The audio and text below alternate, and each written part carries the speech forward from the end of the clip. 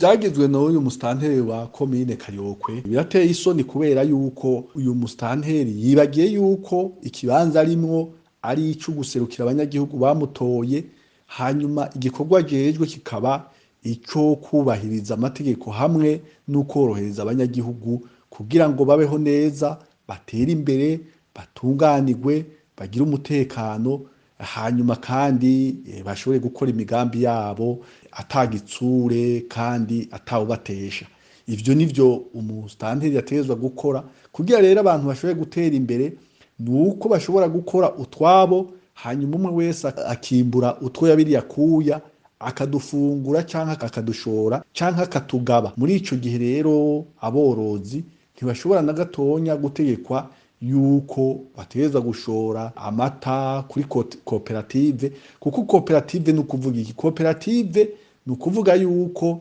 n'abantu baja hamwe baba bakeya canke bakaba benshi bagatanga intumbero y'iyo koperative ikizokora, hanyuma koperative ico yungutse kikagaburwa n'abasanzwe ari abanywanyi ba koperative. Iyo bategetse mworozi yuko ashora amata yiwe, bashobora no kumutegeka yuko inka niyagera kuyikorako naho nyene azoyishora muri koperative, baba bamucinyije kubera iyo koperative ibifise amategeko igirako, ibifise ukuntu igura, ibifise igihe izorihira, bashobora no kwakira ibintu babihawe n'abanywanyi ba koperative ntibabishura ubwo nyene bakazobariha haheze igihe. Ivyo rero iyo uriko urabikorera abanyagihugu uba uriko urabarenganya cane, uba uriko urabarengera amategeko, kandi ivyo nivyo bituma abantu badashobora gukora imigambi y'iterambere, kuko iyo hari umuntu canke abajejwe intwaro y'abakomine, yaba intara canke caba igihugu icisutse mu vyerekeye itunganywa ry'imigambi y'iterambere y'abanyagihugu, ivyo bintu biraheza bikononekara. Noneho nta nuwo kwibagira akarorero ka vuba, aho bagiye bakagura umwimbu w'ibigori bakavuga ngo bagiye kubika, batazi ingene bazowubika, badafise naho bawubika, badafise naho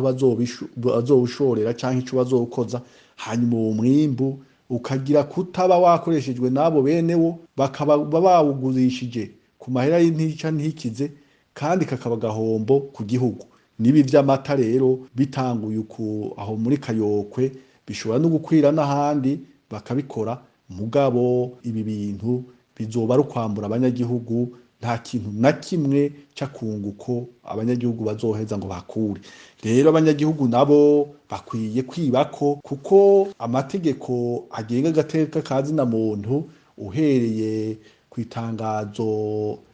rigenga agateka ka zina muntu, Declaration universelle des droits de l'homme, haravuga yuko abanyagihugu bafise uburenganzira bwo kwanka amategeko